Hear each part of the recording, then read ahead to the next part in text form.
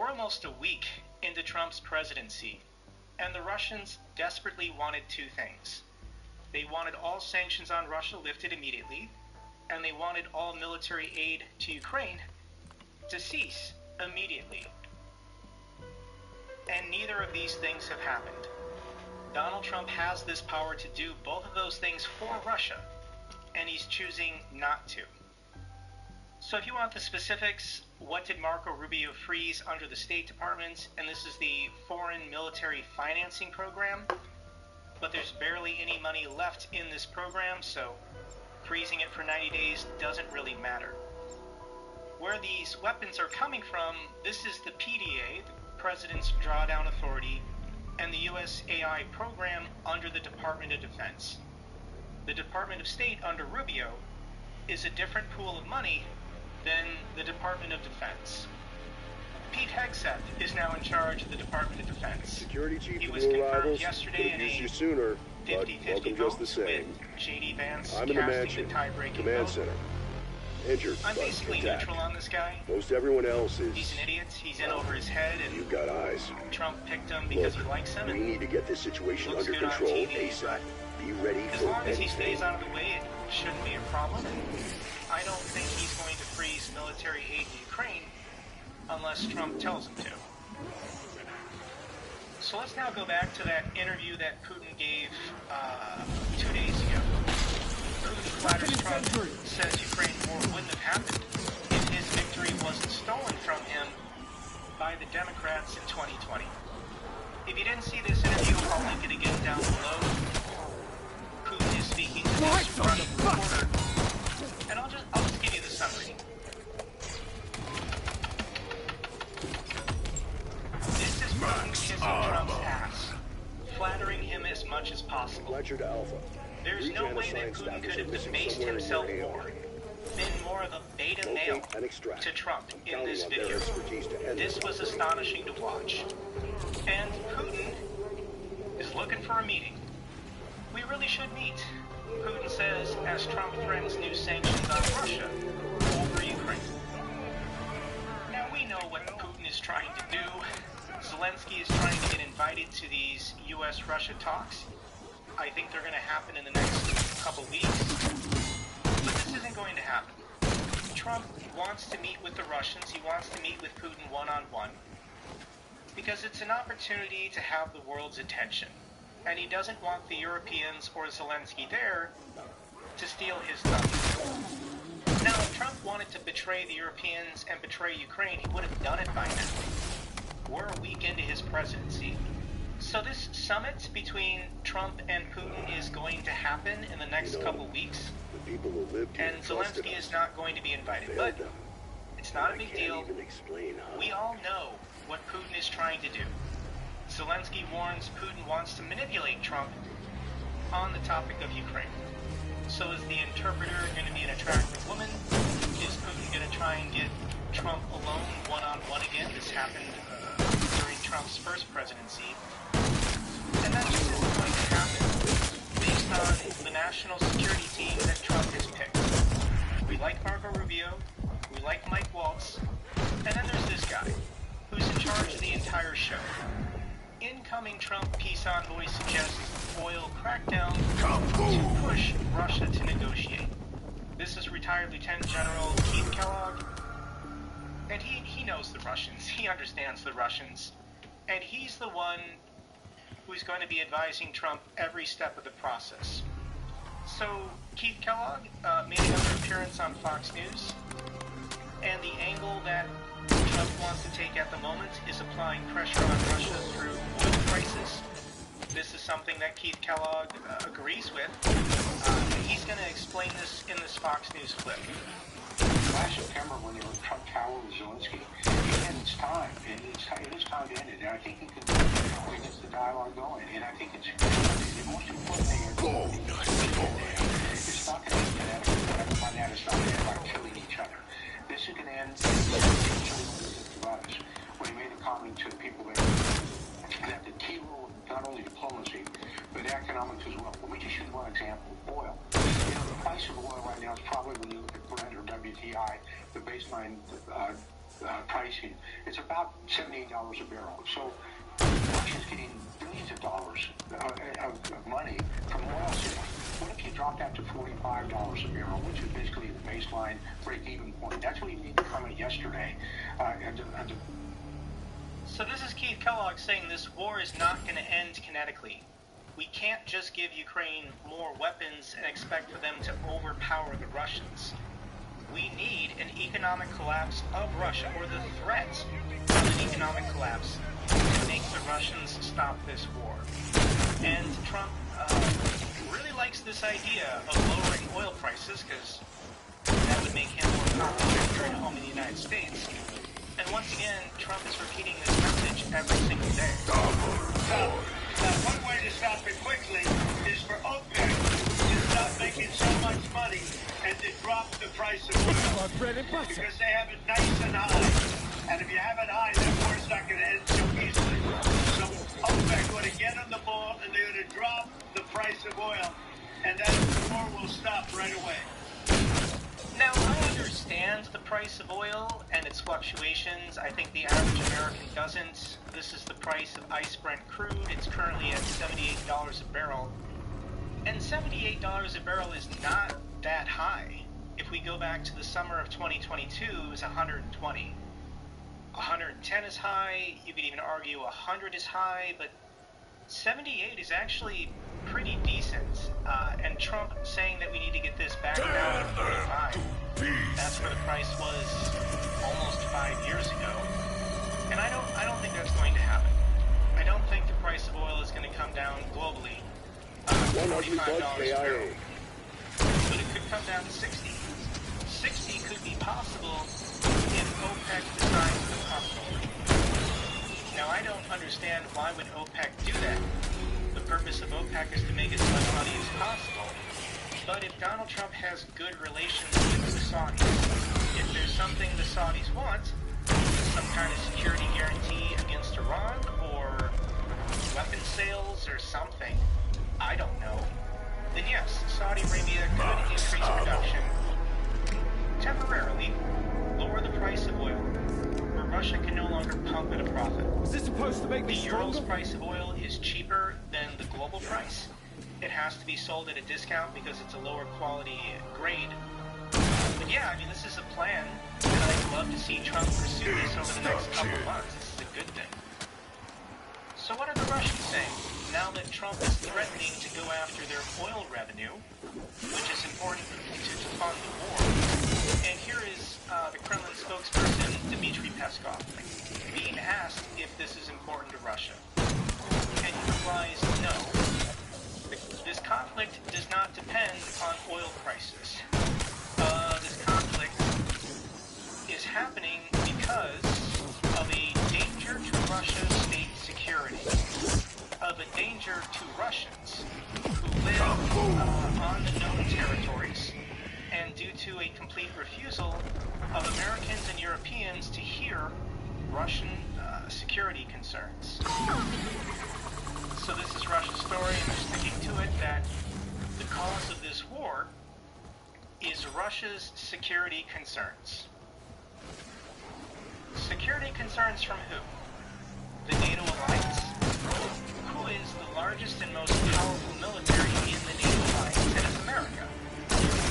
Is Russia today willing to admit that America is now their security risk? America is threatening Russia because Donald Trump is now president. Is Russia saying that Donald Trump is a threat to Russia's security, and that's why they need to continue this war in Ukraine? Who else could possibly be a threat to Russia? Is Finland going to invade Russia? Is Estonia going to invade Russia?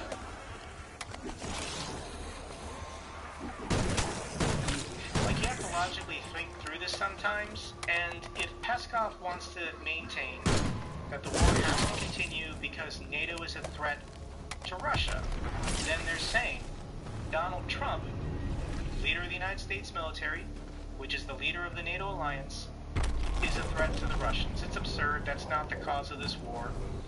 But here's the bottom line, and I think Trump's going to eventually realize this. We didn't ask Stalin's permission to create NATO when the NATO alliance was created. You're done here, mate. We didn't ask Khrushchev's permission to bring West Germany into the NATO alliance. We didn't ask China and North Korea for permission to forge alliances with Japan and South Korea. Therefore, today, Russia has no standing, no right to deny the sovereignty of Ukraine. If the NATO alliance wants to enter into a military agreement with Ukraine, whether it's bilateral security guarantees or full I NATO never like leaving membership, things to chance. Russia doesn't get a vote. Russia has no say. The Russians just have to deal with well it. chuffed with this. But we know that that's what this war is not really about. It's about control, it's about resources, it's about empire. And if Putin succeeds in Ukraine, the war is not done. Also from this Fox News interview, I get a the United bonus States for is now taking out so seriously many of them? considering buying weapons for Ukraine using frozen Russian assets. Let me play for you this part of the clip. And they have a piece today that says America must continue to arm Ukraine without U.S. taxpayer dollars. One of the suggestions would be to let Ukraine use frozen Russian assets to buy U.S. weapons. Is that on the table? Well, that's a discussion piece. That's always part of it because you have all these options and you want to present the President of the United States with multitudes of options so he can pick which one he wants to go with. But I think we've always talked about it. We've talked about this repeatedly. Who the fuck is the bunny?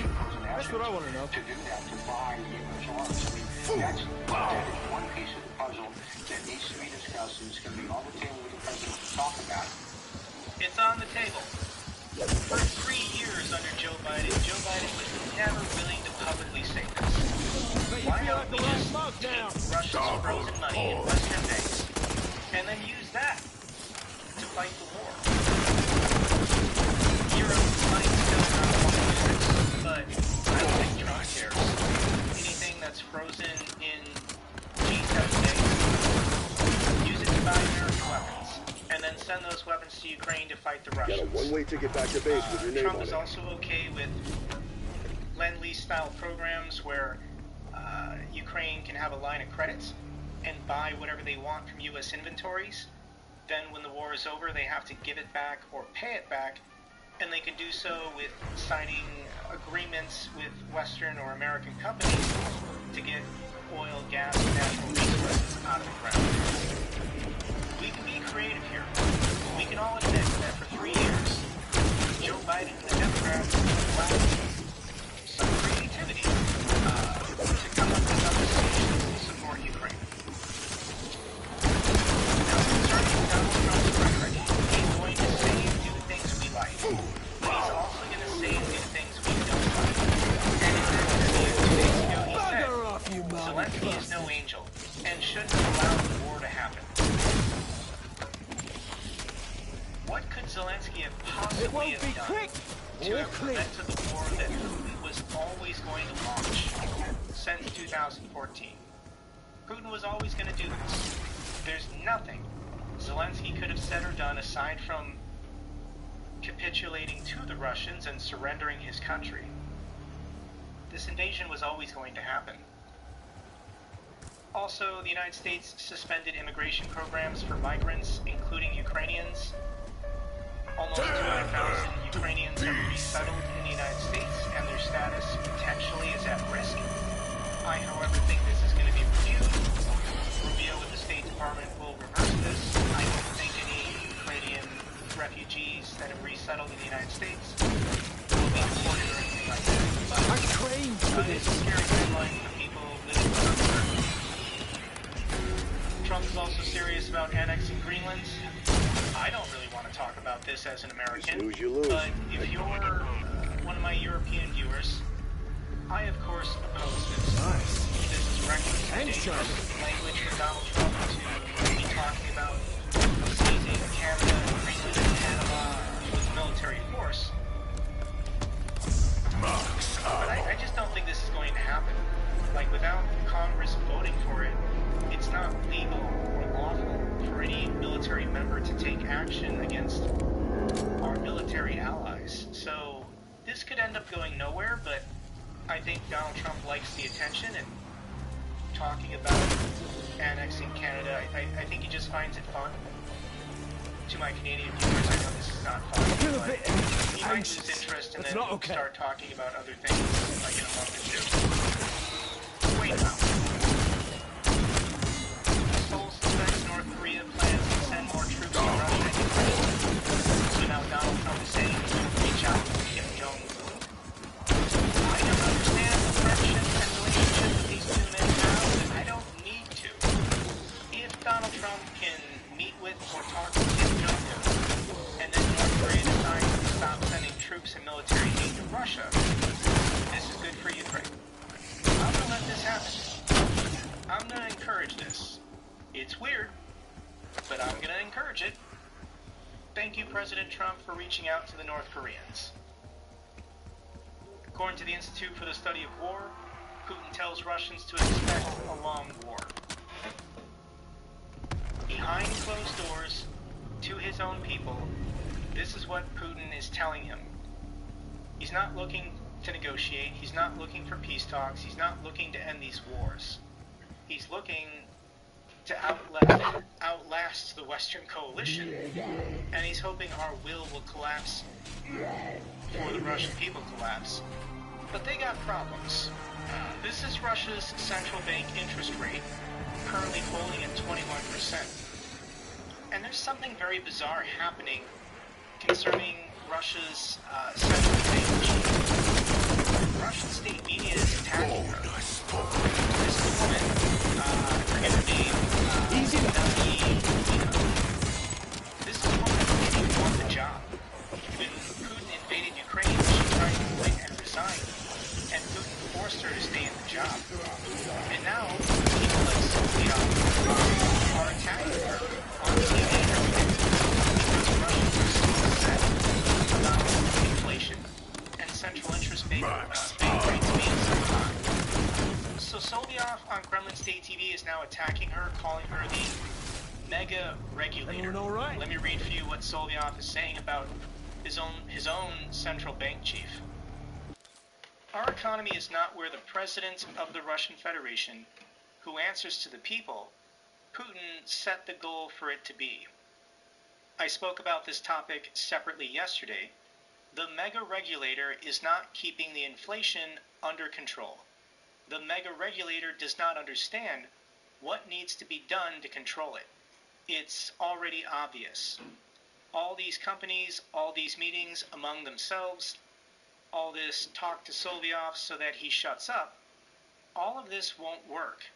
The mega regulator cannot manage the set task. This is obvious from what Putin says when he is forced to state that inflation does not correspond with the forecasts. At the same time, the task is not to kill the economy and to cool it, but to fulfill the set tasks for the national projects by 2030. For this purpose, it is necessary to understand that inflation must be controlled, but entrepreneurial activity must still exist. The economy should be developing. The West gives us two criteria: crazy tax, crazy refinancing rates, which is a personal project of the mega regulator, and the second one is inflation.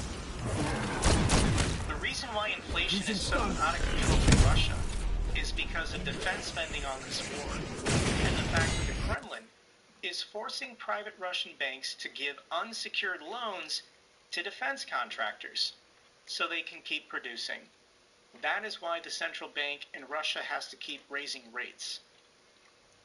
It's a house of cards, guys. It's going to collapse at some point this year. So let's get to the bad news for Russia. Russia's rise on oil deal water for the second time in a couple days. This appears to be a new tactic from Ukraine where they hit an oil refinery, it explodes and catches on fire, they wait for the Russians to put out the fire, and then they strike that oil refinery again. So this is where the Ryazan oil refinery is located, kind of southeast of Moscow, and I don't know if the first fire was still going, but Ukraine struck it again. Major Russian microchip factory halts production after Ukrainian drone strikes. This is a microchip factory that was targeted 2 or 3 days ago, and it was a victory. Ukraine struck it, and now Russia has to stop their assembly line process. Ukraine destroys undetectable Russian radar system in Zaporizhia. Anytime you get an air defense or a radar system, that's a huge win. If you want to see the video of it going boom, I'll link it down below. 2 planes in the last 24 hours had trouble in Russia. An A-24 rolled off the landing strip and crashed into the bushes. Thankfully, no casualties. I don't want to see any Russian civilians killed in a plane crash, but you got a death wish if you're getting on a plane flying over Russia. There was also a Boeing 737 that had to divert. It was flying from Moscow to Istanbul, and it experienced technical issues. There's another Shadow Fleet tanker that had an engine failure. It's currently floating off the coast of France. And, yeah, it's another ecological battle. As continue sailing these Shadow Fleet tankers that are not being properly serviced or maintained. Russian coal miners face bankruptcy. We need to know about this. Russia's coal industry is in crisis as mines face bankruptcy against the backdrop of low world prices, it has been reported. Because the central banks rates are so high, in order to borrow money to keep your business going, you can't operate at a profit anymore. Every industry in Russia is being saddled with unrealistic debt, and none of them are going to survive. 3 screaming heads? 3 too many. Let's now go around the world. Belarus election offers Lukashenko versus no one else. So Lukashenko decided to re-elect himself, and what's his secret to success? All his main opponents are either in prison or exiled, and nobody in Belarus is allowed to criticize Lukashenko in any way. Also, the internet's out. Lukashenko shut off the internet in Belarus for 3 days to stop people from rioting and protesting during his re-election. So, shocker, Lukashenko won the election with 87% of the vote. Now, when I saw the 87 number, I had to laugh. Like, it's so obvious, very stupid. But when Putin had his rigged election, he himself 88%. So Lukashenko, in his own rigged election, was not allowed to look better than Putin. So Putin got himself 88%. Lukashenko gave himself 87%.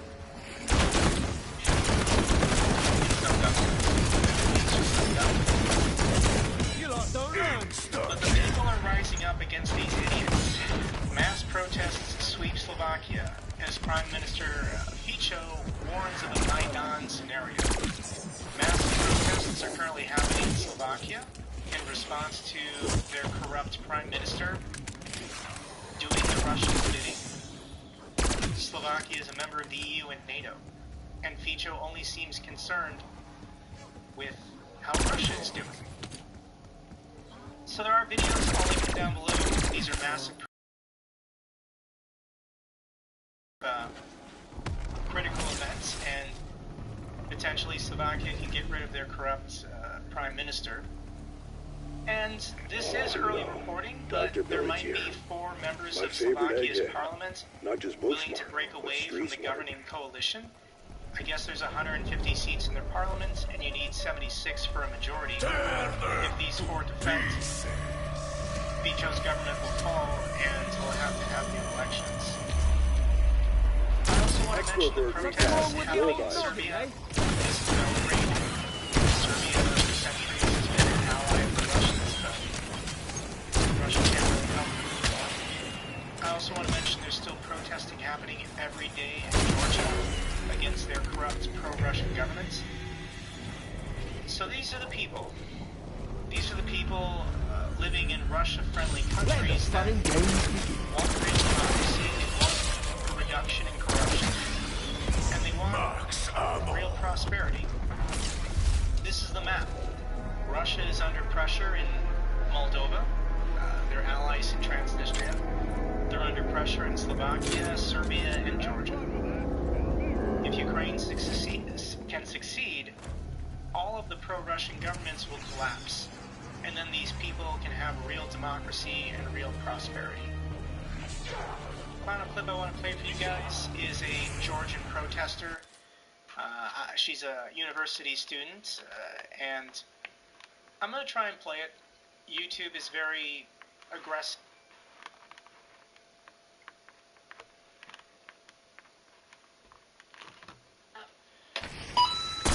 Love our Lord.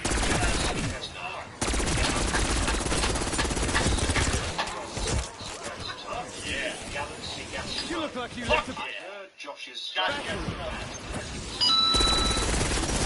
Greyhat said $15. Yo, Greyhat guy is such a virgin, bro. You've AIDS never hit nothing getting you up the Aji. You get no pussy. And Josh, your shorty is chopped. And Josh, you are acoustic.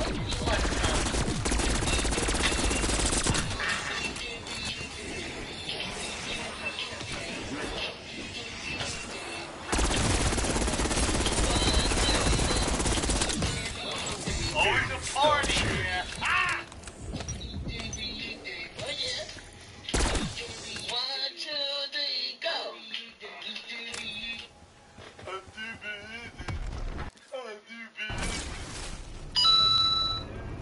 Anonymous sent $15. Put the fries in the bag or I'll steal your passport. I know where it is. Anonymous sent $20. Love you, Josh. Keep chasing the bands, man. The key. The beach once and she's cutting the key. Auto front seat, I'm just cutting my teeth. Double cuts, cutting inside, but she's calling on me.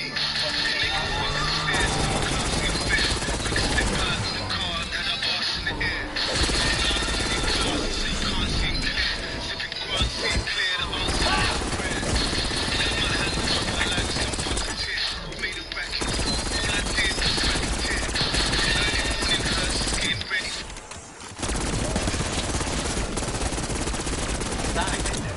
Invited you.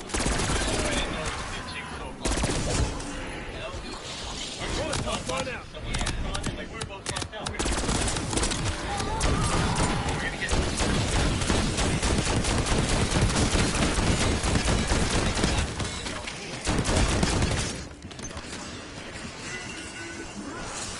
How come no one's playing that Ernie song? That person sent $20. Josh carrying the floor like a good dog. You're nothing but a dog. Look how that woman keeps stroking you. You stupid dog. Put the fries in the bag, you stupid dog. hop tide until you reach Veracruz. Obey his orders. He is the boss man. Well, stay at home and lock your doors up. Don't go outside or else you'll find those crosses are burning.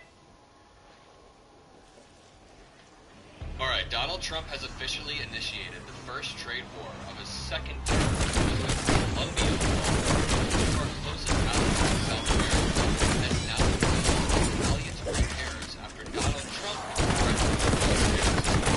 and it's a complete mess. The United States is being riot on the stage.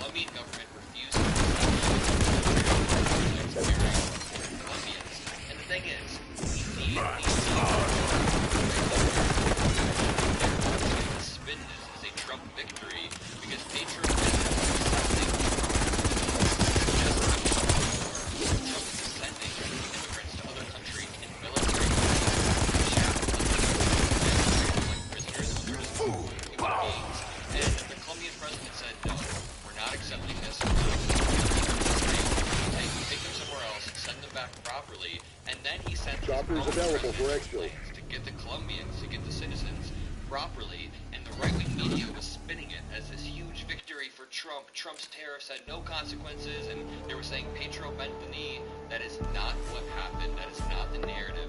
That's not the narrative we can allow to emerge, because Trump did not take the win here. If anything, he made products more expensive for American consumers. So let's run up to speed on what happened here. The Latin American country has long been a crucial U.S. ally, even under the tenure of the new president. The U.S. is Colombia's largest trade and investment partner, with over 39 billion in goods and services traded between the countries in 2022. And listen, between 2019 and 2024, Colombia allowed hundreds of these planes under President Biden. He just said, in this case, he can't report them like they're criminals when they're not. So them being our ally means that this could have been solved over one phone call. These trade wars are just unnecessary. Alright, Petro ordered Colombian officials to turn away military planes carrying deportees. He said, quote, "I can't force migrants to stay in a country where they're not wanted, but that country should return them with dignity and respect towards them, and also our country." Trump then wrote